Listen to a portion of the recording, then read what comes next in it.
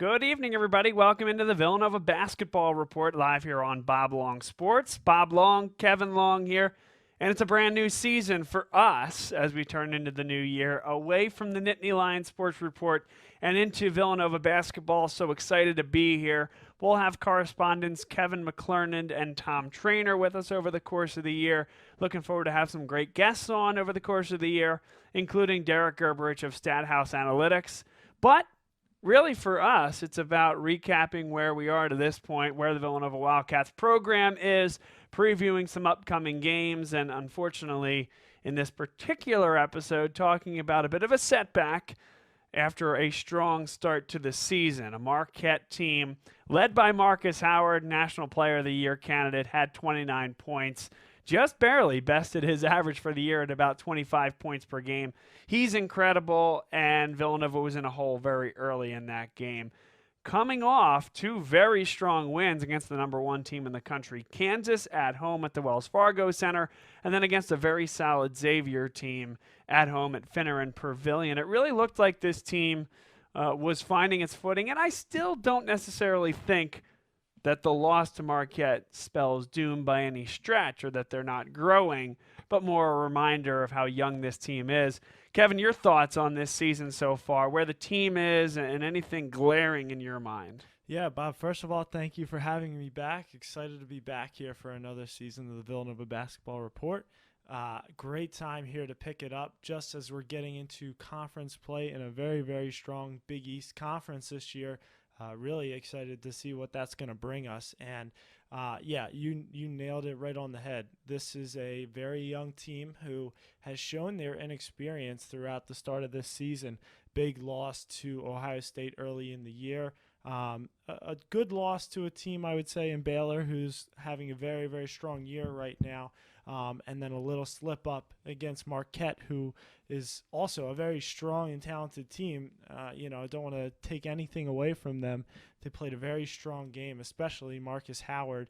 That first half, he was completely unstoppable. There's nothing that they could do to stop him. Couldn't figure out who to put on him on defense. We put our best player in Sadiq Bey on him, and that just got him into foul trouble early and made him ineffective throughout the game. We really had no answer for him. So Marquette is a very dangerous team with Marcus Howard, and they're going to be a big threat in the Big East. But, this team, again, very inexperienced, very interested to see how they develop throughout this season. Brian Antoine, who came in as the most highly rated player in this class, is still very early in his stages of development. It'll be interesting to see how he comes along. Robinson Earl has had a good start to the season. Justin Moore has had what I would consider a pretty good start so far. He has been up and down, showing his inexperience. Sometimes he'll go off for 25. Sometimes he won't show up, and so that's all part of the learning curve. But overall, a good start for this young Villanova Wildcats team, who will likely return all of their guys next season as well. Yeah, that was the thought, right, is who will they return next year? And the thought was Brian Antoine might be the one to jump. I haven't seen that yet. Nobody has. You can see that he has bounce in his step, but that long injury that prohibited him from getting involved in the early fall workouts in the first part of the schedule, I think, is holding him back a little bit. I think if you're worried about anyone potentially leaving for the draft this year, I think the best case scenario is Sadiq Bey. I don't see anybody else even sniffing the draft from this team at the moment. No one is quite playing up to that level. Jeremiah Robinson Earl certainly has not proven enough as a freshman to get him to that next level right away. So I very much expect to have the same team back with hopefully a few additions as well.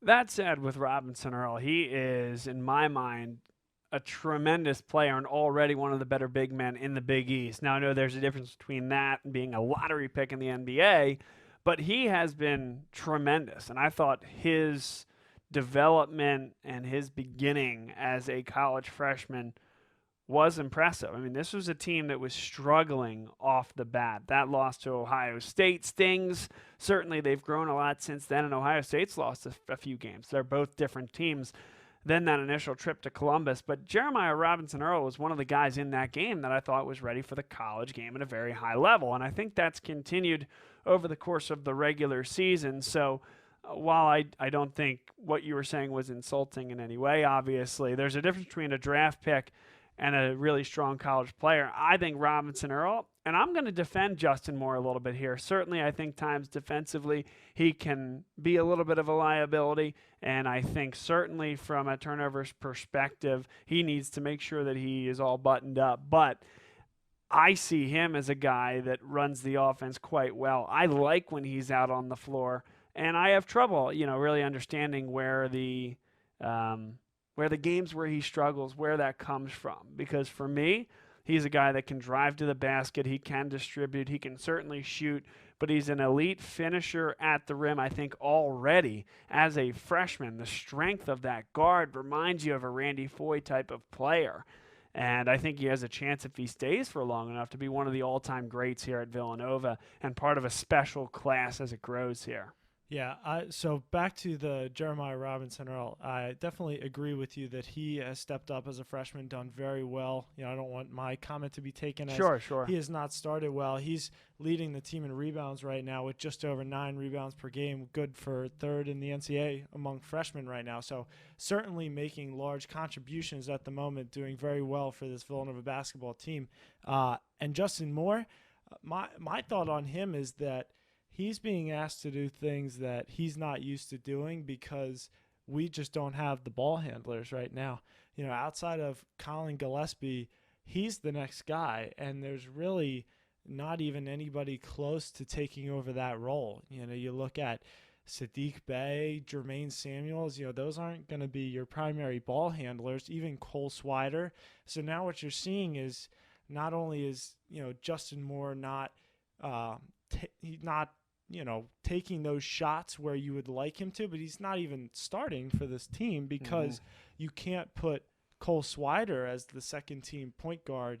You need somebody, and that guy is Moore right now. So I think he's being asked to play more of a point guard role where, as you referenced, like a Randy Foye or an Allen Ray, he's more of a shooting guard type. So I think he's trying to figure out how to combine his strengths with what this team really needs from him.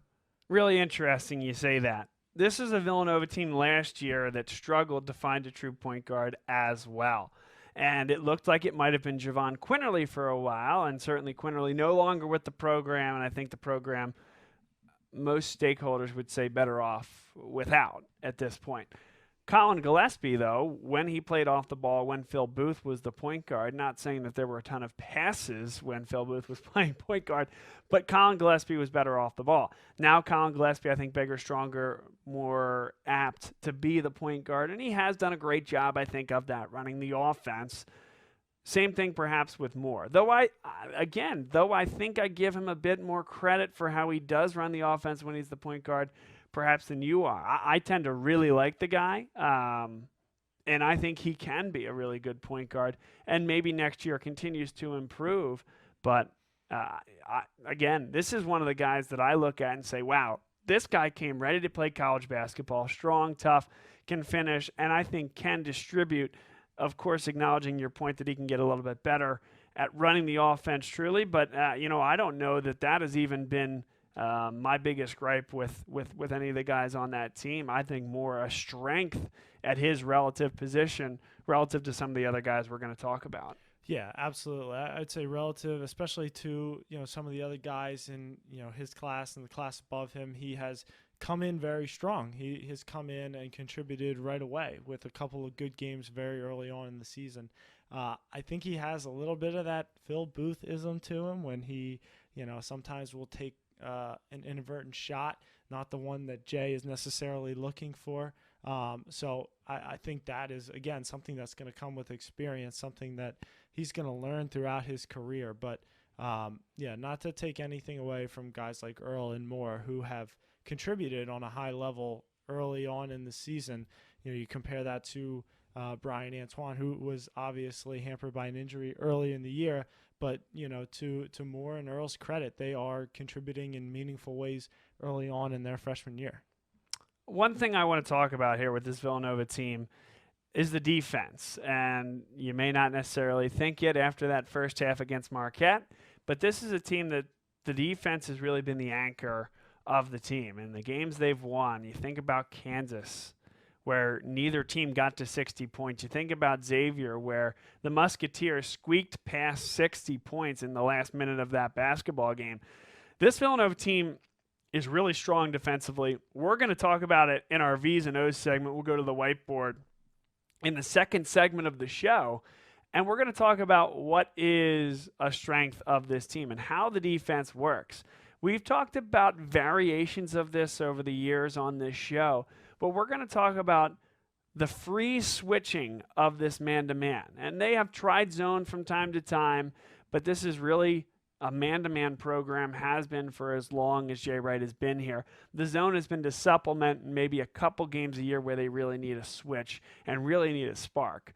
But I'm going to talk about free switching, how guards have to be tough and how it's a mindset to go down and take on a big man if that's indeed where the switch dictates they go, and how the help defense allows Villanova to be chaotic essentially defensively, send a double at the right time, and recover at the perimeter, and how that's been a real strength for them this year. But defensively, Kevin, this Villanova team against Kansas, against Xavier, really I thought came into its own. Marcus Howard, a little bit of a different animal. He's more of that individual player, creates space on the floor, does grab that double, and is a much underrated passer compared to what I think the national pundits will give him. He's thought of as that pure scorer. Again, I think you almost throw away the tape on that Marquette game and think about how strong this defense is as a whole. No doubt lessons to take away from that, but a very strong defensive team.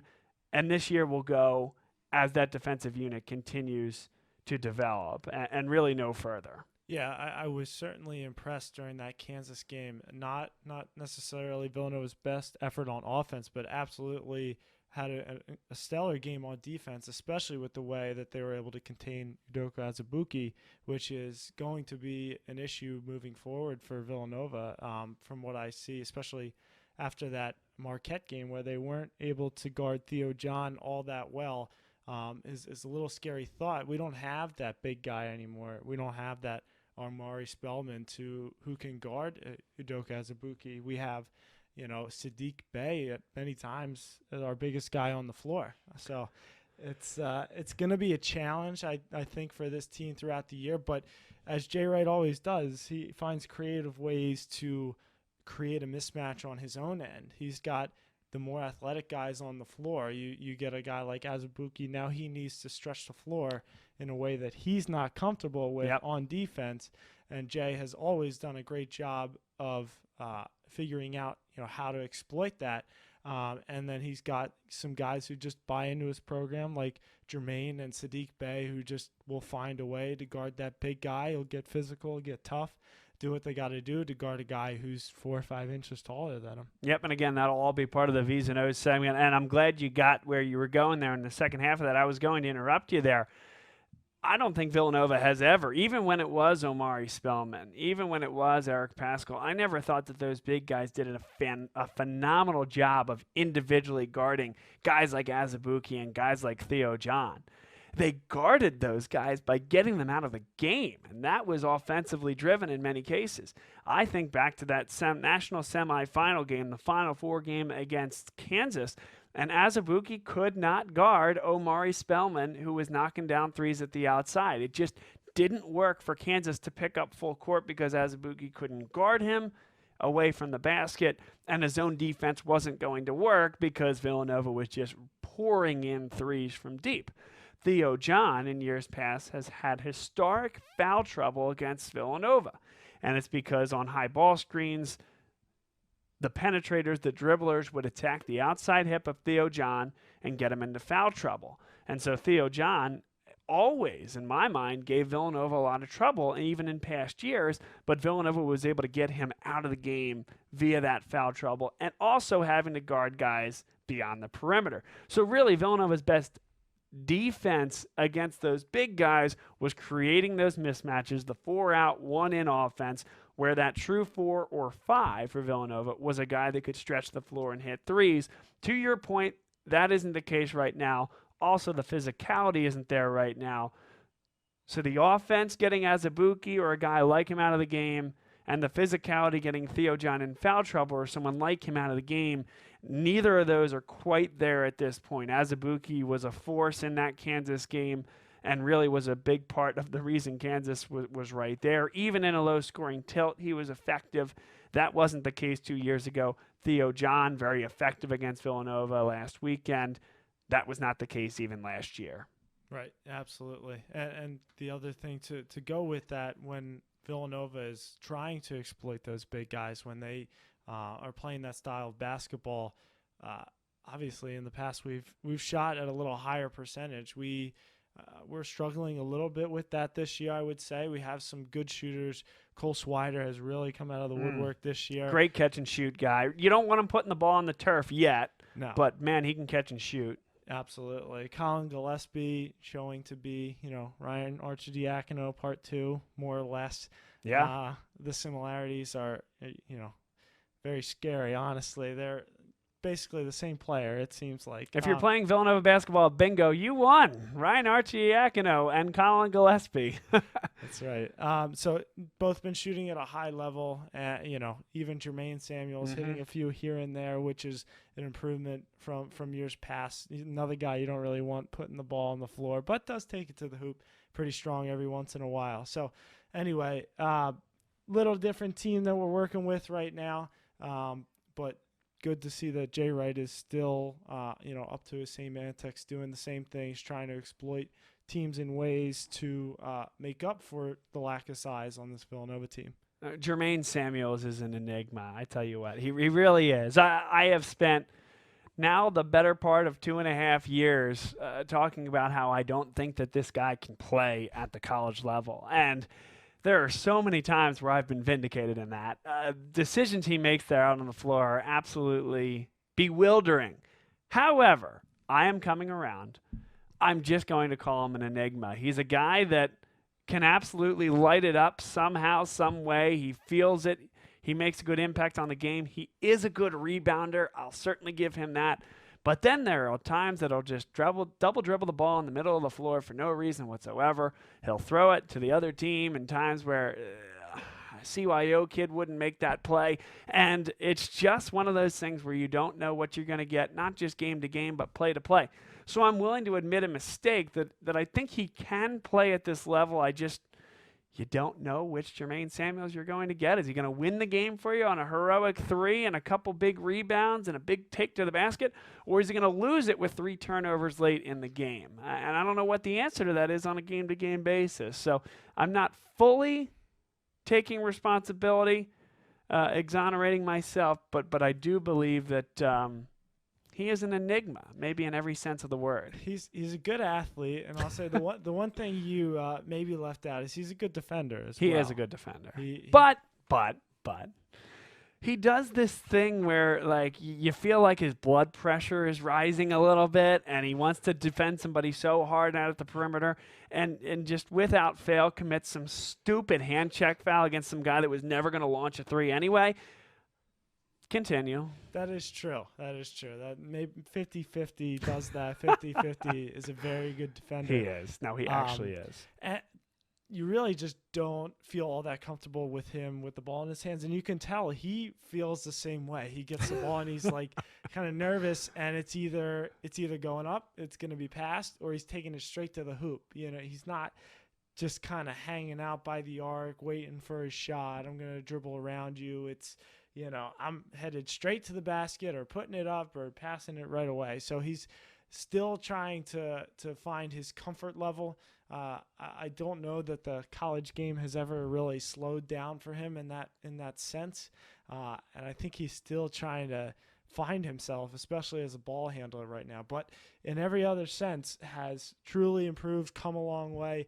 You get the sense that he's a guy that follows Jay around, does everything he's asked, and really just is a committed guy to this team, because the level of improvement over the past 3 years has really been unmatched by anybody else on the team, I would say. You look at one of his classmates, Demir Cosby-Roundtree. They started about the same spot, not getting much time, really not expected to contribute, and now here we are. Jermaine is starting every game and Demir is probably getting 2-3 minutes a game at this point because he's been willing to put in the time and work. And not to say that Demir has not. I don't know the backstory of that, but Jermaine is just one of those guys. It's a feel-good story. He worked his way, worked hard, and found himself in the starting lineup here for the last 2 years of his career. Yeah, Demir Cosby-Roundtree is another interesting one. Newman Goretti guy, local guy, was a tremendous high school player. But even back then, you're looking at him saying, has every athletic tool that you think that you'd like. Not a great offensive player. Good shot blocker, okay rebounder, and really was a pretty good rebounder last year. A little soft inside, turns the ball over offensively, and defensively, though a good rebounder, spatially speaking, is a liability out there. And we've talked about liabilities defensively a couple times here today. Demir Cosby-Roundtree, I thought and think, has the ability to be a great defender, just hasn't happened yet. Yeah, I think the thing I think about is guys who have developed, big guys especially, who have developed at Villanova over the past few years. You look at like Muftau Yaru, started at a different place, but Daniel Chefu and how they've come along.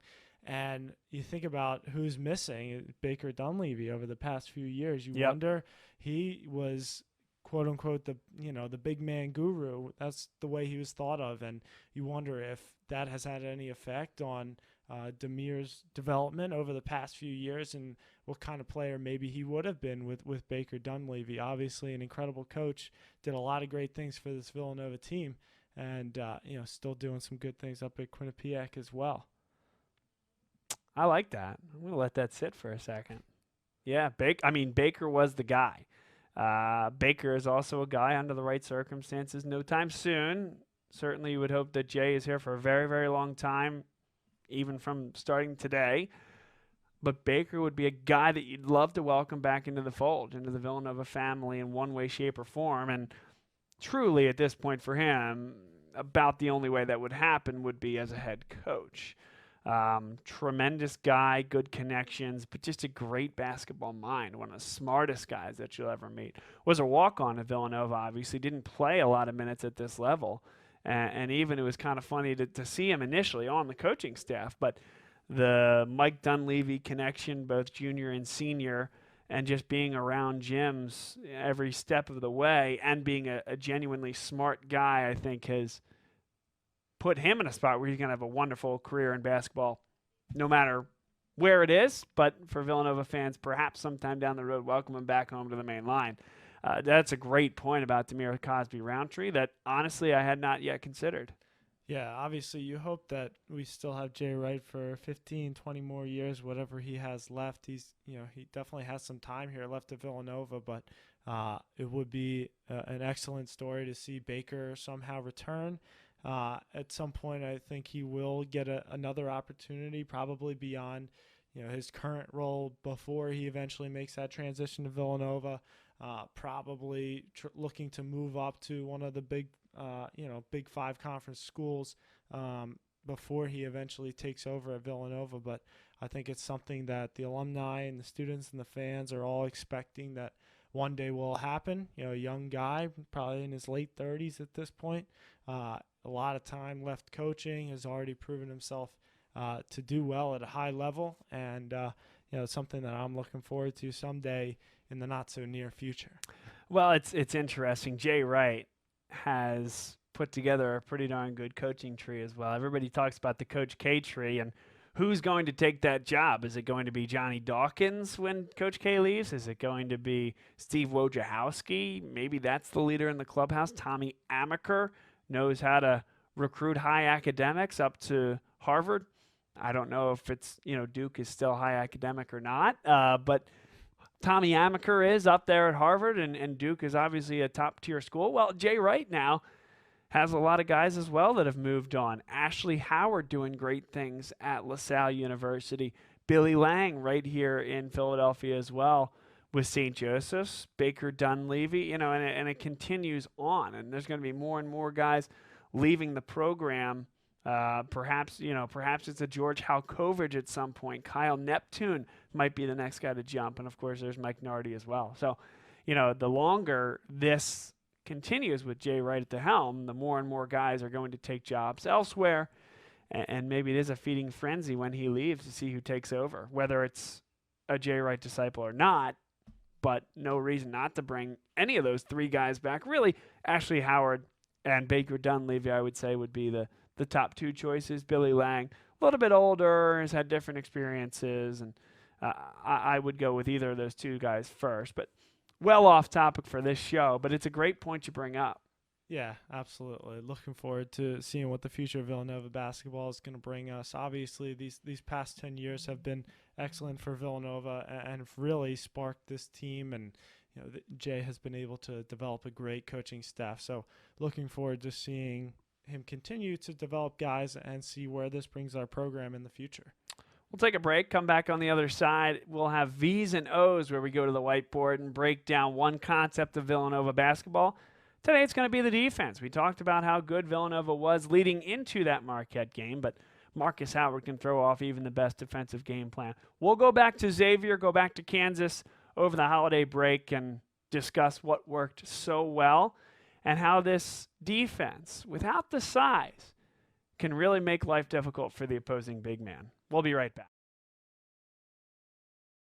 Nobody knows your neighborhood like Dunphy Ford. Nearly 40 years. Right here on Frankfurt Avenue. Generation after generation. Our neighbors continue to be our customers. We have access to the cars and trucks you want with financing you need. Dunphy Ford is Northeast Philly's first choice for America's #1 brand. 7700 Frankfurt Avenue in Mayfair. Online at www.dunphyford.com. Come experience the Dunphy difference. You'll be glad you did.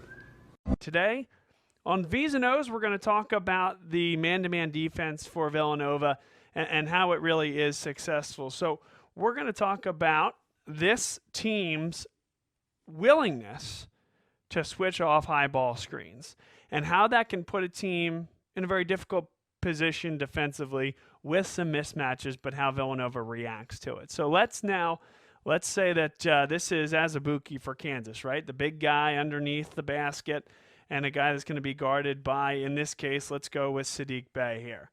And so normally you're going to have Saddiq Bey just right here on Azubuike, not fronting him, but staying behind him, in between him and the basket. And you're going to force Azubuike to try to get to the basket there through essentially a brick wall there, or try to get his way to the basket by spinning with footwork, etc. That's pure one-on-one, man-to-man defense with the other four guys out there on the perimeter. However, what we've seen a lot of teams try to do against Villanova, and it makes sense given some of the size disparity, is send Azubuike right up here to the top, set a high ball screen. This is going to bring Saddiq Bey up here as well, and this defender comes off the ball screen. Now, Villanova has two choices at this point. Saddiq Bey here has a lot of responsibility. Is he going to hedge and then recover as this defender fights through this screen, maintaining the one-on-one matchup and Saddiq Bey inside on Azubuike as he slides to the hole, or is what's going to happen a pure switch? What that would mean here, point guard with the basketball, Villanova defender here. Here comes the high ball screen from Azubuike. It's set there, and all of a sudden, Saddiq Bey is now guarding this guy right here. And let's say Collin Gillespie now has to drop down as Azubuike comes here, and now the decision has to be made. Well, Collin Gillespie can't be right here with Azubuike here. He can't just stand in between Azubuike and the basket and not expect Azubuike to back him down and score that way. So what Collin Gillespie has to do is now front Udoka Azubuike. And that's going to look a little something like this. Azubuike here on his back and Gillespie fronting him, Azubuike asking for the ball. Well, now what happens? Everybody else has to cheat here. Defender here comes in just the least bit. He's going to need to react here to the corner as needed because this defender has to slide down and provide at least a deterrent for that ball being lobbed over the top to Azubuike. That defender needs to come in there and make that interception if possible. And really, it's one of those things where if you don't have the size, it's about a grit and an effort and which team, one, is smarter and 2, has more effort and is going to make things difficult. Because every time of the week, this should work, even if it is Jermaine Samuels coming down, even if it is Justin Moore sliding down here. Azubuike can, and it sometimes did in that Kansas game, get the ball, amidst the double team, swim through, slam it with 2 hands. However, Villanova also got their share of turnovers when they were employing it against this particular offensive set, and were successful as a result. Now let's take a look at something else. Same concept. All of a sudden, the defender comes in here, and Azubuike slides. Let's say it slides out this way, right? The double teams here. This point guard is trying to decide what to do with the basketball, and everybody's out of position a little bit defensively. There's a mismatch up here. This defender here is trying to make a decision, having to slide in between 2 defenders. So a way to beat this defense is for this ball right off the screen to come to this wing 3 right here. He's got 2 options. Does he go extra pass to the corner as this defender has to come out here to guard, or does he pump fake it, forcing this defender to make a decision and launch it up? Or does he go one pass here? This guy can drive to the basket. Here comes this collapsing defender. Where's Azubuike at this point? Still on Collin Gillespie, unless Saddiq Bey has found a way back down into the lane. So, again, a lot of moving parts, very fluid here, but it's essentially chaos and recover from a Villanova man-to-man defense where they don't have the size to match up with a Theo John or a Udoka Azubuike, the 2 examples we've used, 2 guys that Villanova has had to go up against in recent weeks. In one situation with the Azubuike big man against Kansas, Villanova did an excellent job. Theo John, maybe not so much. The difference there, I think, certainly Marcus Howard, a guy that can stretch it from deep, a guy that puts so much pressure on a defense. Kansas didn't have guys that could reliably hit the 3 on that particular day. So Villanova, pick your poison, certainly. Do you hedge and recover? There's already some mismatches there. Or do you play that pure switch, chaos recover, double team, front the big, and make things difficult, make life difficult for that offensive opposition that you have? It's not going to work every time, but it's something Villanova is very committed to, something they do quite well over the course of a 30-game season, and it takes effort, intensity, and buy-in from the guys for it to work. So it's won a couple of national championships, yes, with the right personnel, but they found a way to kind of out-hustle the other defenses even when the personnel doesn't quite add up. That's the V's and O's segment of our Villanova basketball report. We'll be right back on the other side with some other thoughts about the Cats going forward, including a few huge matchups coming up over the next few weeks. Stay with us.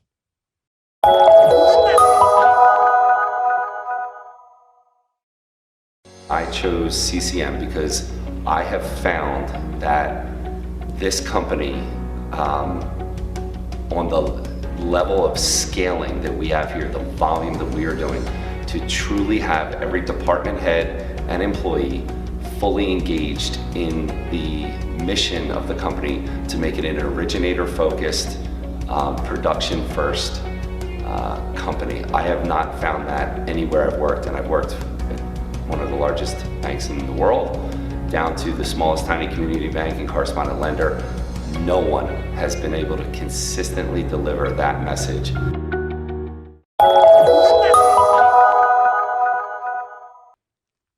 Welcome back, everybody, inside the Villanova basketball report. Bob Long, Kevin Long here. So excited that everybody is with us here tonight. Kevin, I know you had some thoughts on the V's and O's report that we just had going through the defensive alignment for the Cats. Yeah, I think this just speaks to... Can you hear me? Got you now. I think it just speaks to everything that Jay Wright preaches, right? You talk about we don't have the guys to stack up to their big man, but we're going to find a way. We're going to scrap. We have that attitude. We're going to help each other out. And what it comes down to at the end of the day is double teaming that big man down low. You got maybe a small guy like Collin Gillespie fronting him, but then all of a sudden Jermaine Samuels comes in from behind and is in front of Azubuike, and you got two guys on him. Maybe he doesn't get as good of a look as he was looking for, and it just goes off the rim. So, I think that was a great V's and O's segment there, Bob. I think you really hit the nail on the head there with Jay Wright and his help defense, and we've seen how that's been able to sustain some of the big men that we have faced in recent weeks, more so as Azubuike than Theo John over this past weekend. Without a doubt. And we look forward now to the rest of the Big East schedule, Kevin. It does not get any easier for Villanova. They've won they've won one of two here over the past week. Xavier, and then they lost to Marquette, obviously. We've talked about that over the course of the show, but it really doesn't get much easier. Creighton, a trip to Omaha, Nebraska, no thank you. That's never a lot of fun. And then very shortly thereafter, Butler.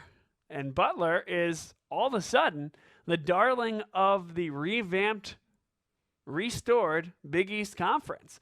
They are 14-1, the number 6 team in the country. They have the most quad 1 and quad 2 wins of any team in the country, going into a really tough place to play at Villanova. Yeah, recently picked as 8th in the conference, I believe, in the preseason polls. So an incredible season for Butler. But I just want to go down the line here and read the list of Big East basketball standings here, where these teams are right now, just to show you how impressive this conference has been top to bottom. So you have Seton Hall 10-4, Butler's 14-1, Providence 9-6, Marquette 11-3, Creighton 12-3, Villanova 10-3, Xavier 12-3, Georgetown 10-5, St. John's 11-4, DePaul 12-3. DePaul, the team that everyone thought was, the pushover in the conference in years past, no longer is. They're 0-2 in the conference, but that means they came in at 12-1. So really an impressive team. Nothing to sneeze at. There is no easy games in this conference. You're going to lose games to teams that maybe Villanova thinks that they should be, and it's, I wouldn't say maybe the SEC of basketball, but it's that feel where you have to bring your A game every single night, because any team in this conference can beat you. You have some real star power in Miles Powell and Marcus Howard and countless other guys, but those two guys really stand out in a very, very strong Big East conference this year. Well, remember as well, Miles Powell has been injured for some time, and there's been multiple injuries on that Seton Hall team. They're sitting at 10-4, 2-0 in the Big East, but the season has almost felt like a disappointment thus far for Kevin Willard after a really close loss to Michigan State, and then outplaying Oregon for 38 minutes. And all of a sudden now Howard's hurt, a couple other losses. Did I say Howard? I'm sorry. Miles Powell is hurt. A couple of other games that they shouldn't have lost, but he's going to come back. There are other guys getting experience now that otherwise may not have been. That's a team I don't want to see in late February. That could very well be the best team in the conference this year. And that, call me crazy, is an Elite Eight or Final Four type team up there in East Orange. That's a scary basketball team, and it's just another rung in the ladder here in the Big East. Absolutely. I completely agree with that. When they get Miles Powell back, look out for the Seton Hall team, who is, like you said, already having success, already 2-0 in the Big East. So a really, really dangerous conference. I think that Villanova has had the benefit over these first 4 or 5 seasons in the new Big East of playing against some weaker opponents, really being able to develop into this program where they are today, where they've won the Big East regular season a few years in a row now, and have been able to, get better recruits and now make national title runs year after year. But this Big East Conference has caught up. It's back, really, for all intents and purposes, to where it was in the Pitt, Syracuse, Louisville days, UConn. Now you've replaced them with By the way, Butler, where is Seton Hall. Where is Pitt, Syracuse, and UConn? Well, that's a great point.